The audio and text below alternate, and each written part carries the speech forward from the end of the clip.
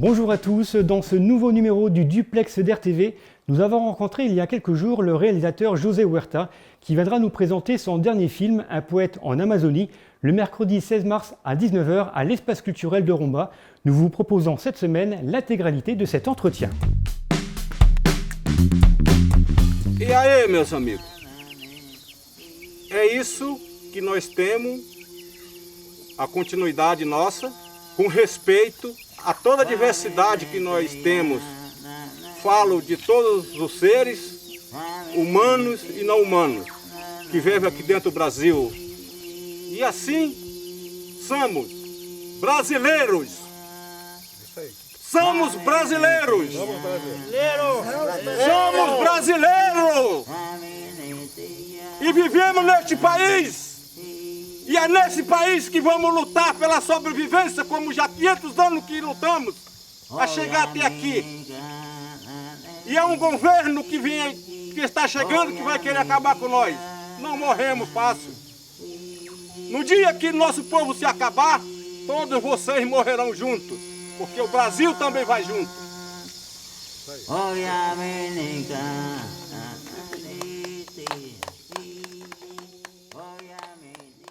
José, bonjour, merci d'avoir accepté cet entretien sur Romba Télévision. Est-ce que tu m'entends? Oui, impeccable. Parfait, alors tu viendras le mercredi 16 mars à l'espace culturel pour présenter ton dernier film, Un poète en Amazonie. On y revient dans quelques instants, mais avant, est-ce que tu peux te présenter? Qui es-tu? D'où viens-tu? Que fais-tu? Bonjour à tous d'abord, donc je m'appelle José Huerta et donc ce que je peux dire c'est que j'ai grandi à Romba et donc je suis réalisateur de films documentaires et donc j'ai commencé à m'intéresser au cinéma à Romba, donc j'ai commencé par la photo parce qu'à l'époque de la MJC il y avait des cours de photo et ensuite j'ai animé le ciné-club et je me suis passionné par le cinéma et donc ensuite j'ai tout fait pour devenir réalisateur.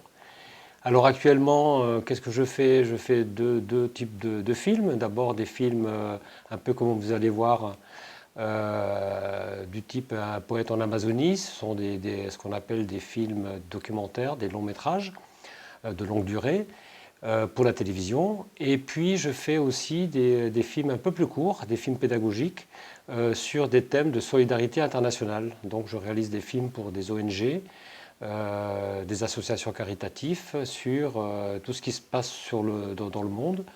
Et donc voilà, je fais des films de communication, des films pédagogiques. J'ai beaucoup travaillé aussi sur le commerce équitable.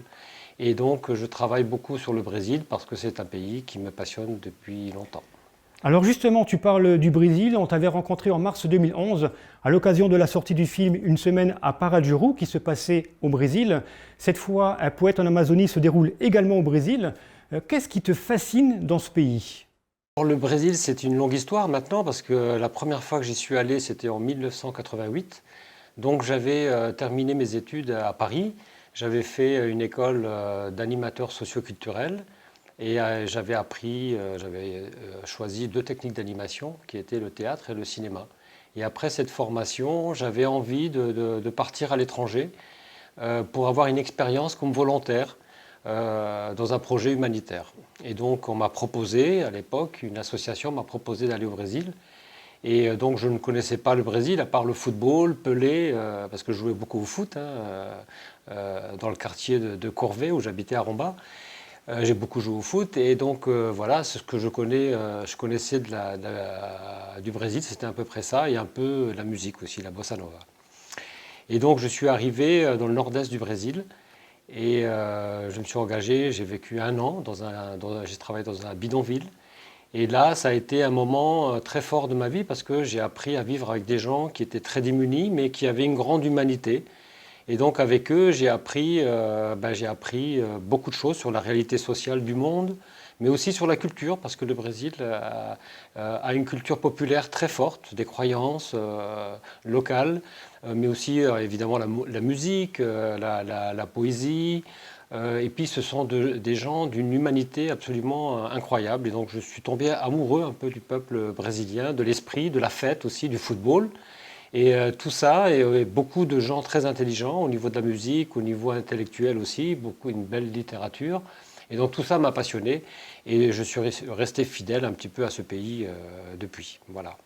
Revenons maintenant à ton dernier film, Un poète en Amazonie, que tu viendras présenter, on le rappelle, le mercredi 16 mars à l'Espace culturel de Romba. De quoi il parle ce film? Alors le film Un poète en Amazonie, c'est un film qui est un peu spécial, un peu dans mon travail, parce que ça renvoie à deux choses importantes. La première, c'est la situation politique au Brésil. Donc j'accompagne le Brésil depuis plus de 30 ans maintenant. Et donc avec l'élection de Bolsonaro, on s'est retrouvé dans une situation où le Brésil a choisi par le vote de voter pour une personne qui était un ancien militaire et qui prônait la violence et la dictature, le retour de la dictature. Et donc j'ai accompagné la campagne électorale d'ici, de France, et on voyait dans les réseaux sociaux, on voyait que le Bolsonaro prenait de l'ampleur, même avec ses discours de haine, avec ses appels à la violence, etc. Et donc on était très tristes au Brésil. Mes amis étaient tristes et nous, ici en France, on était tristes de voir un petit peu ce pays qu'on adorait basculer finalement dans un système qui était autoritaire, intolérant, qui prenait la violence, etc. Donc j'étais très triste et je voulais faire absolument quelque chose, j'avais besoin de faire quelque chose. Et comme mon métier c'est de faire des films, donc j'ai décidé de faire un film. Et la deuxième chose aussi, c'est que je voulais aussi faire un travail un peu différent. Donc je voulais faire un film où il y aurait plus d'aspect culturel dans le film. Et c'est pour ça que j'ai choisi donc, de faire le portrait d'un poète en Amazonie. C'est un poète que je connaissais, César, le principal personnage du film, je le connaissais. Et c'est quelqu'un qui était dans les réseaux sociaux très actif au moment de la campagne électorale. Et je trouvais que sa manière de regarder la politique, de parler de la politique, de la situation du Brésil, était très riche, très intéressante et très sensible. C'était à l'opposé de tout ce qu'on voyait dans les réseaux sociaux, avec des messages violents qui divisaient les familles même. On est arrivé à un point au Brésil où les familles étaient divisées. Elles se déchiraient de l'intérieur. Et César, le poète, avait une certaine délicatesse. Alors, il regardait le désastre électoral avec une délicatesse, avec ses mots, avec la poésie. Et j'ai trouvé que c'était intéressant pour faire un film, et donc de faire un film libre, parce que c'est difficile de faire un film sur la complexité de la société et une complexité sur la situation politique du Brésil. Et donc expliquer, ça aurait demandé un travail colossal, et ça aurait pris la forme plutôt d'un reportage qui explique avec une voix off, etc. Et un commentaire. Et moi, je ne voulais pas ça. Je voulais faire quelque chose de plus subtil, qui rejoigne un peu l'émotion qu'on ressentait, l'émotion, cette émotion triste qu'on voyait, qu'on ressentait au moment des élections. Et donc, avec le poète César, on a fait un film qui voulait être à la hauteur de la poésie, à la hauteur du cinéma, et qui regarde, donc c'est regarder la réalité à travers la culture, à travers les mots, de voir un peu, ausculter un peu ce qui se passait au Brésil à ce moment-là. Justement, José, en parlant de mots, tu accompagnes le titre de ton film d'un sous-titre, Les mots de la barbarie, MAUX, les mots de la poésie, MOTS. Est-ce que finalement on peut dire que ton film est à la fois un film politique et poétique ? Ben, c'est exactement ça. Donc c'est un film politique et poétique, mais dans le sens où c'est la poésie qui regarde la politique. Donc en fait, c'est la culture qui regarde la politique. Et ça me paraissait important justement parce que la culture, pour moi, c'est très important. Elle m'a tout apporté dans ma vie déjà, dans ma trajectoire personnelle. Elle m'a appris à regarder le monde avec distance, avec passion aussi, mais avec une distance nécessaire pour regarder les enjeux de ce qui se passe dans le monde. Et regarder le monde avec tolérance, parce que le monde est complexe. Et donc là, sur ce film, il s'agissait justement de montrer toute l'humanité, parce qu'à travers mon expérience, je me suis aperçu que finalement le monde était imprégné par une humanité exceptionnelle, mais qui avait des processus politiques. Alors ça, on le connaît tous, hein, la politique, qu'est-ce que c'est la politique? Il y a aussi le système économique, il y a des gens qui dirigent les pays, à la fois politiquement et économiquement. Et donc, là, ce qui s'est passé au Brésil, c'est pour ça les mots de la barbarie, c'est en fait décrire comment un système peut arriver à produire de la barbarie, de la violence et de la mort. Parce que le régime de Bolsonaro, c'est la confrontation, toujours la confrontation. Ce n'est pas faire avec ou regarder les autres. D'ailleurs, il stigmatise beaucoup les communautés indiennes, par exemple, mais aussi les minorités sexuelles. Il attaque la gauche. Alors là, c'est une obsession absolue, ce n'est pas une minorité, mais il stigmatise, il sépare. Et donc, mais ce qu'il faut, les mots de la barbarie, quand je parle de mots de la barbarie, MAUX, donc ça veut bien dire qu'on est dans un processus de violence et de mort. Et c'est ça qui est extrêmement dangereux dans ce qui se passe au Brésil. Et la culture, ben, c'est l'opposé. La culture, c'est la poésie, la culture, c'est la distance, c'est la mesure, c'est la tolérance, c'est le savoir, c'est-à-dire regarder, sentir. Voilà, c'est ce qu'on essaye un peu de montrer dans le film. On essaye de faire sentir au spectateur. Mas não sei com quem converso. A loucura faz o mundo enlouquecer. Insano está no canto do meu quarto. Culpo os outros, vejo o mundo, mas não consigo me ver. Insano está no canto do meu quarto. Culpo os outros, vejo o mundo, mas não consigo me ver. Tu l'as dit, la culture et la poésie sont fortement présentes dans ce film, et notamment à travers ce café de la poésie, lieu de résistance à Rio Branco. Lorsqu'on connaît la politique de Bolsonaro, est-ce qu'il existe encore beaucoup de lieux comme celui-là au Brésil? Alors, des lieux comme le Café de la Poésie, je pense qu'il doit en exister quelques-uns au Brésil. Je ne pense pas qu'il y en ait beaucoup comme celui-là, parce que c'est un lieu très original, qui a été fait de briques et de broc à l'initiative du poète, hein, César, parce qu'au Brésil, il n'y a pas d'aide, il n'y a pratiquement pas de subvention, et en ce moment, il y a pratiquement, avec le gouvernement de Bolsonaro, la culture, la première mesure qu'il a prise lorsqu'il est arrivé au pouvoir, évidemment, c'était de supprimer le ministère de la Culture. Donc, c'est des gens comme César, il y en a, qui se mobilisent pour résister à travers des actions, à travers la culture ou autre. Et voilà.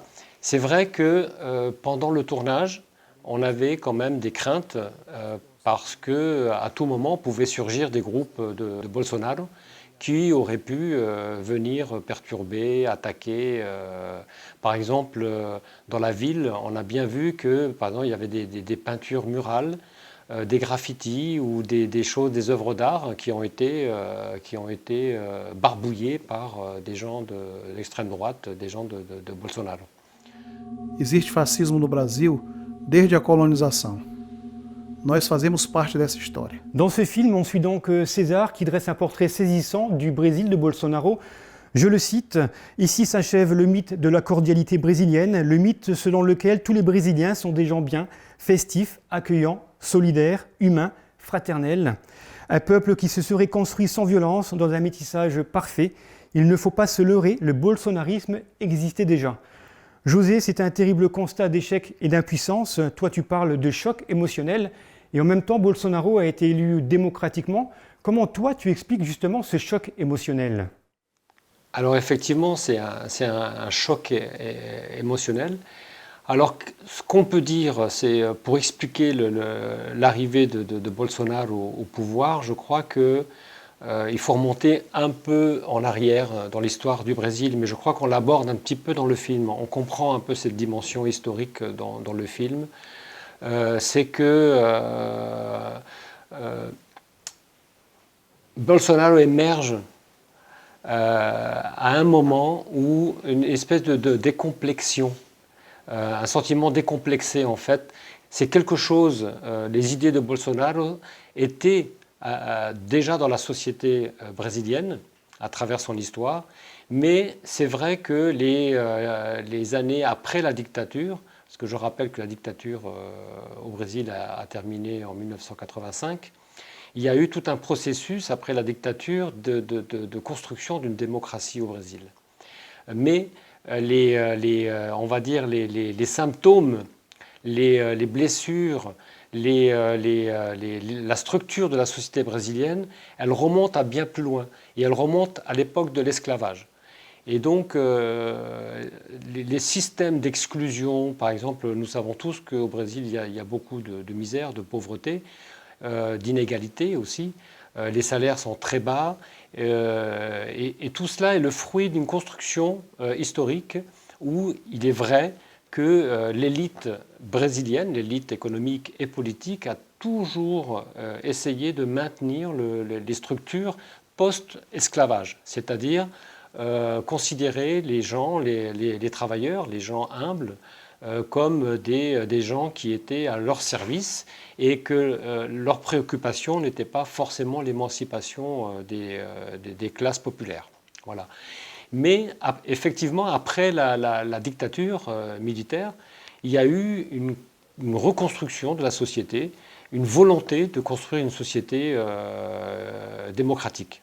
Mais ça ne veut pas dire qu'il n'y avait pas derrière un mouvement, une catégorie sociale qui dominait quand même l'espace économique et politique, qui ne voulait pas du tout évoluer. Et je crois que Bolsonaro, en fait, c'est le fruit, en fait, de ce mouvement qui était souterrain, qui n'acceptait pas les règles de la démocratie, qui n'acceptait pas la volonté d'émancipation des classes populaires. Et donc, ils étaient en sommeil. Et aujourd'hui, effectivement, comme on le constate un peu partout dans le monde, on s'est aperçu que ces idées un petit peu autoritaires, violentes, sont revenues. Hein. Ça a commencé par l'élection de Trump. Et ensuite, ça a suivi. Bon, il y a des choses qui se passent en Europe. Mais aussi au Brésil, on a eu aussi l'Italie, on a la Hongrie, voilà. Et donc, c'est ce qui s'est passé, c'est-à-dire que Bolsonaro est apparu comme une solution dans un moment où le monde s'interroge beaucoup sur son développement, sur quel type de société on veut construire. Et je crois que les réseaux sociaux aussi ont attisé un petit peu ce phénomène où la parole s'est libérée, mais la parole s'est libérée dans tous les sens. C'est-à-dire que cette parole, cette conception de la société qui était souterraine et qui était extrêmement violente, elle s'est exprimée au moment des élections et ça a permis l'élection de Bolsonaro. Tu viens de parler de la libération de la parole, question plus politique. Nous sommes à quelques semaines des élections présidentielles en France. Est-ce que selon toi, l'exemple brésilien pourrait se produire chez nous, avec notamment des candidats et des candidates qui s'emparent des mêmes problématiques qui ont entraîné l'élection de Bolsonaro au Brésil? Est-ce que ça doit nous servir d'exemple ou selon toi de contre-exemple?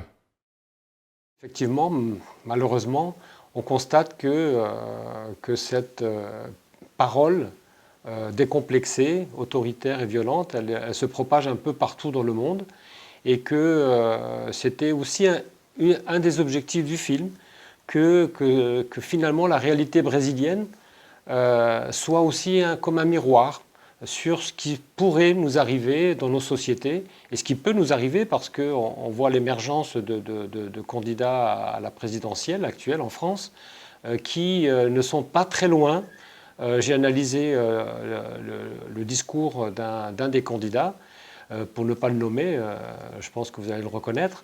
Si on reprend son discours, on reconnaît très très bien la sémantique qui est très comparable avec la sémantique de Bolsonaro. La différence, c'est que Bolsonaro est un ex-militaire affirmé, assumé plutôt, et qui, lui, prône carrément le retour à la dictature. Mais c'est vrai qu'on trouve des discours qui sont similaires. Hein. Qu'est-ce qu'on retrouve comme discours similaire? C'est donc une interrogation sur tout ce qui est mouvement d'émancipation des groupes. Par exemple, effectivement, les femmes, le féminisme, les minorités stigmatisées, les minorités sexuelles. On a aussi tout un discours sur le retour de l'ordre. Par exemple, ce candidat français, il propose la même chose que Bolsonaro, c'est-à-dire de mettre dans des lois des circonstances atténuantes, un droit à la légitime défense sur certaines situations. Mais ça peut ouvrir aussi le droit au port d'armes. Enfin bref, c'est tout un discours qui dérive vers des discours de séparation, de haine et de violence. Bon, ça, c'est sûr que je vois mal comment on peut construire une société avec les différences, parce que dans le monde, il y a des différences. Nous sommes des gens différents, mais il n'est pas du tout impossible de vivre ensemble. Et pour ça, il faut un dénominateur commun. Et je crois qu'il y a des frontières, des lignes rouges qu'il faut déterminer pour ne pas basculer dans des discours qui sont bien souvent démagogiques. Parce que ce qui va se passer, et c'est ce qui s'est passé au Brésil, il y a une confrontation, hein, une confrontation entre les Brésiliens à l'intérieur des familles, comme je l'ai dit tout à l'heure, et ça c'est dangereux. Alors que ça n'existait pas avant. Du coup, il y a eu cette émergence de ces idées qui étaient liées à la dictature, qui reviennent et tout d'un coup qui contaminent finalement quelque chose et qui déstructurent un chemin qui était en cours. Et on le déstructure comment? En détruisant à peu près tout. Et donc en créant une espèce de chaos. Et je crois que ces idées-là, ces idéaux-là, ces idées politiques qui sont développées de plus en plus un peu partout, sont dangereuses pour ça. Parce qu'elles ne vont pas créer l'harmonie, mais au contraire, elles vont créer le chaos et la violence. Un mot sur le tournage, dans les conditions que tu viens d'expliquer. Est-ce que ce film a été compliqué à réaliser? Non, le film n'a pas posé de problème particulier. Nous avons tourné, un premier tournage a été réalisé en avril 2019, donc c'est juste après la prise de fonction de Bolsonaro, hein, qui était en janvier 2019. Donc là, on a tourné un mois. Et ensuite, je suis revenu la même année en août, et c'était au moment des feux de forêt. L'Amazonie prenait feu, il y avait énormément de feux de forêt, et donc on était présents, donc on a filmé évidemment une communauté qui a été victime d'incendie. Et ensuite, je suis revenu une dernière fois pour terminer les images. J'avais commencé à travailler le montage ici en France, et donc il me manquait certaines images, certaines paroles, certains enregistrements de voix de César, et je suis retourné une troisième fois donc pour terminer le film. Nous n'avons pas eu de blocage ou d'empêchement pour tourner, mais c'est vrai qu'on a utilisé une technique, une stratégie en fait pour ne pas avoir de problème avec les autorités, la police, etc., qui était quand même assez pro-Bolsonaro. Et donc on s'est baladé dans toute l'Amazonie en disant qu'on faisait un film sur la poésie en Amazonie et à travers le portrait d'un poète. Donc c'était une carte de visite qui était assez neutre, et donc on n'a pas eu de problème avec les autorités de ce point de vue-là. José, merci. Toute dernière question. À qui s'adresse ton film? Donc d'abord, c'est un film de soutien au peuple brésilien. Et puis je pense aussi que c'est un film qui s'adresse en partie au public français et peut-être européen, parce que j'avais toujours ça dans un petit coin de ma tête, qu'au-delà de la réalité du Brésil, ça soit un film qui participe au débat, pour réfléchir, pour savoir quel type de société on veut construire tous ensemble. savoir quels sont les dangers auxquels on peut faire face dans un avenir plus ou moins proche. Et ça, c'est important. Et puis, peut-être quelque chose aussi important pour moi, c'est le public jeune. J'aimerais beaucoup que le film soit vu par des jeunes, parce que moi, j'ai eu la chance, à travers l'éducation, la culture, de pouvoir m'émanciper et puis de faire des choses dans ma vie. Et je pense que les jeunes, c'est l'avenir, évidemment. Et donc, c'est eux qui vont construire la société. Et pour ça, je pense que la culture, la poésie, la culture, c'est quelque chose qui est un outil absolument fantastique et fondamental pour savoir appréhender le monde, le regarder et peut-être le construire différemment. Voilà. Merci José d'avoir répondu à ces questions. On se retrouve le 16 mars à Romba. Absolument. Parfait, merci, à bientôt. À bientôt. O povo Axaninka se inspira muito nos pássaros dentro de sua cultura. Eles se consideram o povo dos pássaros. O que eu posso dizer é que estar na terra dos Axaninkas é o mais próximo que eu tive de uma sociedade libertária. Mas libertária em todos os sentidos, em todas as dimensões.